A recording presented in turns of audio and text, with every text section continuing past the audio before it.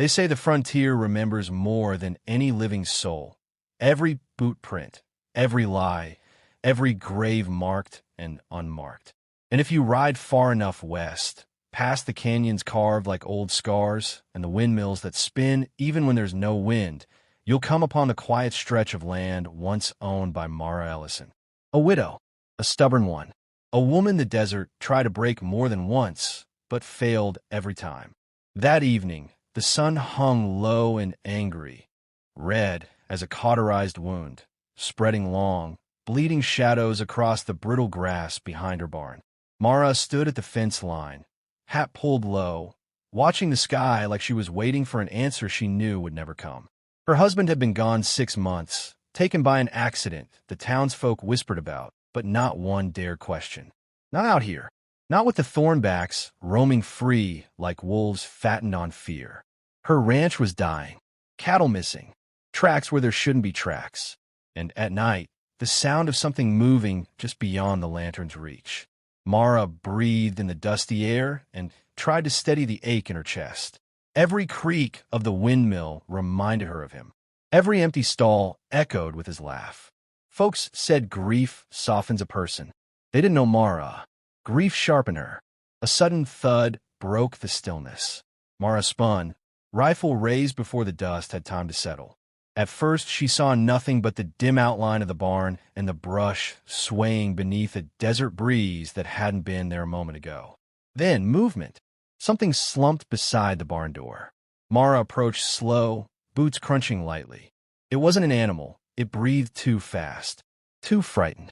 A woman lay curled in the dirt, clothes torn from running. Young, maybe 20s, face streaked with sweat and dust. Her hair clung to her skin like she'd crossed half the desert in a single breath. Mara knelt. "You alive?" The woman flinched at her voice like it was a whip crack. Please," she whispered. "Don't let them find me." Her voice wasn't just scared. It was hollowed out, like she'd seen something a person shouldn't. Mara lifted her gently against the barn wall. "Who's after you?" "Bandits." The woman's pupils widened, darting toward the fields. "Not bandits. Worse." Her breath trembled. "I didn't mean to find it. I swear. I didn't even know what it was, just metal under the dirt. I thought it was nothing. But then, they said. She broke off, choking on her own words. Mara stiffened. A metal thing buried near her ranch? No one had a right to be digging out here. "What's your name?" Mara asked. "Lena." She swallowed hard. "Please, don't make me sit on anything again. I didn't know it was there. I didn't know what was underneath." Mara frowned. "Underneath? What?" Lena's lips trembled, but before she could speak, a voice drifted through the settling twilight. Low. Calm. Too calm. "Hold still." Lena froze as if shot. The voice didn't come from Mara. It came from the darkness behind them. And Mara Ellison, widow or not, felt her blood run colder than a winter creek. She lifted her rifle higher. Someone else was on her land. Someone who shouldn't be. And the desert, as always, remembered. The desert never truly sleeps. Even when the sun sinks below the jagged horizon, its memory lingers in the heat that clings to rocks and sand, in the sighing of wind through broken fences. And some nights, the past rides beside you like a ghost. That night, it rode with Mara Ellison. Mara held Lena close, the young woman trembling against her chest like a fragile bird. Her fingers were ice, and every breath she took seemed to whisper of horrors too dark to speak aloud. "Tell me what's under you, girl," Mara said, her voice low, steady, a lifeline across the growing fear. It's metal," Lena stammered. "A plate? I thought it was just junk buried under the sand. I didn't mean to sit on it." Her eyes widened. "But I heard them. The men, they said the map, the vault. I ran. Please, I didn't." Mara's jaw tightened. She had seen enough death in her life to recognize the truth when it crouched in a person's gaze. These men weren't ordinary thieves. They were hunters, and Lena had stumbled into their trap. The desert air shifted.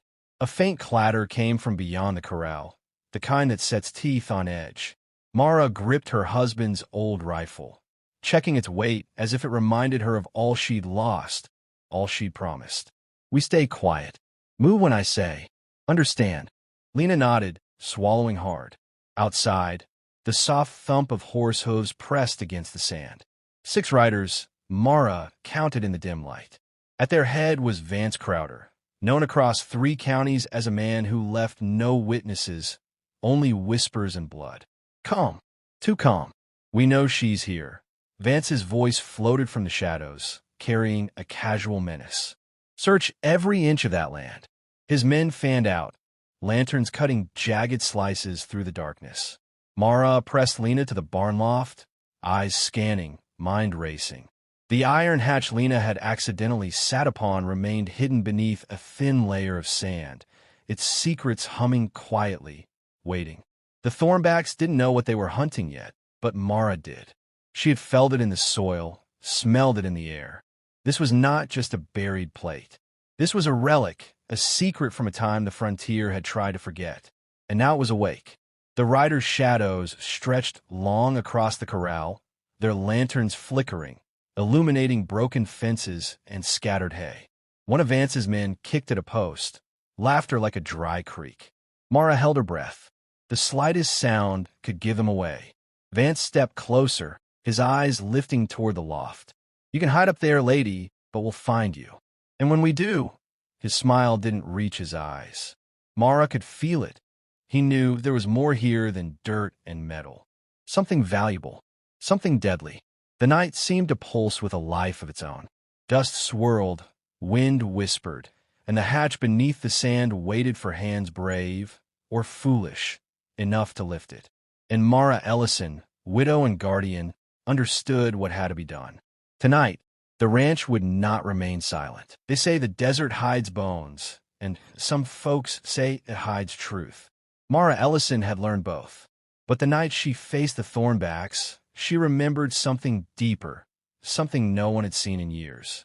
Long before the dust of this ranch clung to her boots, Mara had walked another life. She hadn't always been just a widow. She had been the Sandhawk, a scout and tracker whose reputation stretched from the northern canyons to the southern mesas. Her husband, quiet and clever, had once been a government engineer stationed at a frontier research post, tasked with projects that some would call dangerous, others impossible.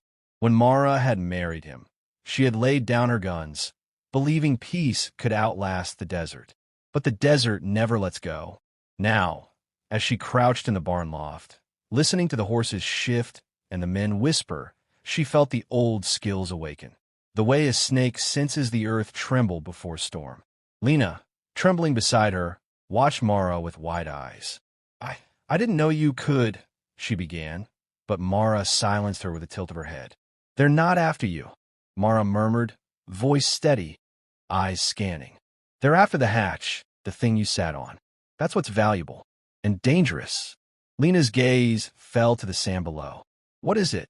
Mara's hands brushed the rifle. Something my husband helped protect. Something the world wasn't ready for. They call it a vault, but it's more than metal. Inside, there are secrets. Maps, logs, records of experiments gone wrong. Things some men would kill to erase.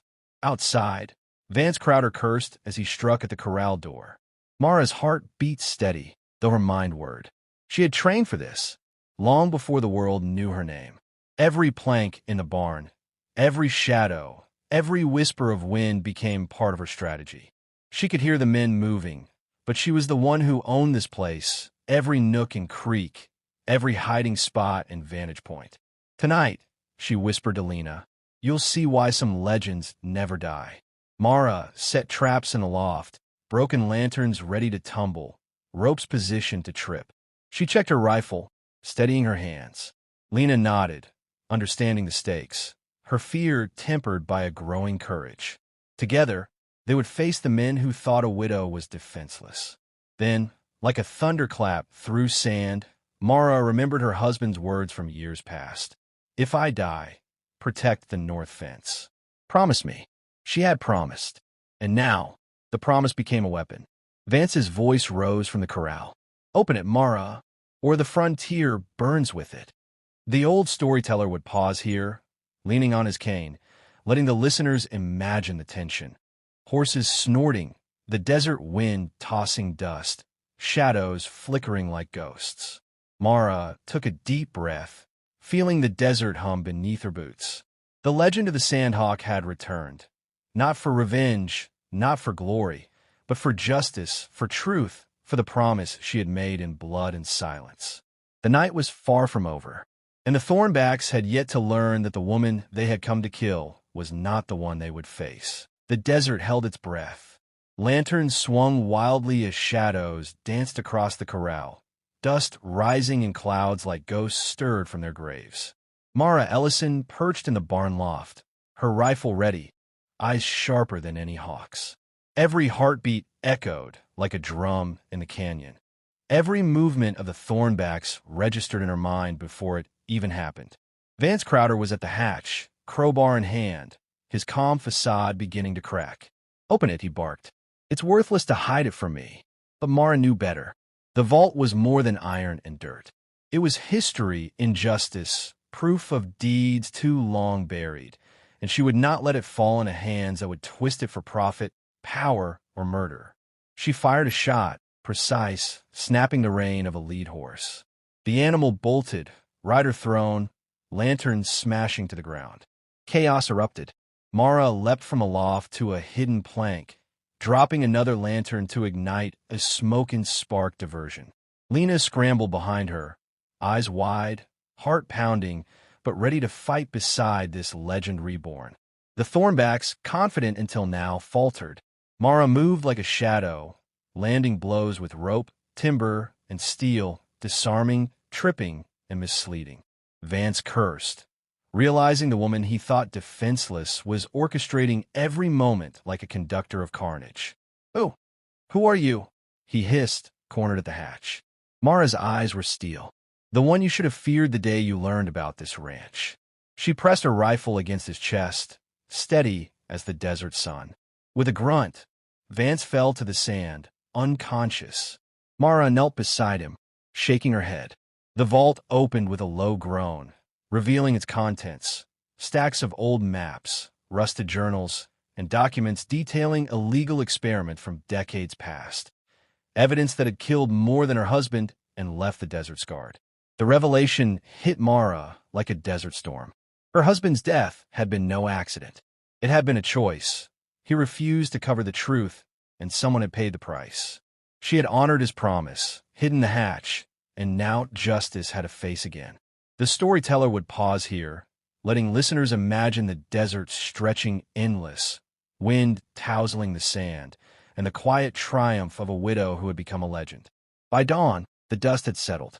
Mara and Lena emerged, carrying the documents to the authorities, leaving the outlaws bound where they had fallen. The desert seemed to exhale, and so the tale spread, of a grieving widow who remembered every lesson her husband had taught, every skill she had buried, every shadow she had once been. She became the Sandhawk again, not for fame, not for revenge, but for justice.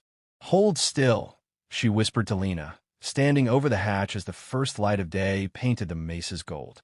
"The desert remembers, and if you ride past Ellison Ranch today, some say you can still hear it. The whisper, the wind, the legend of a woman who held still, then moved mountains and became immortal in the dust of the frontier."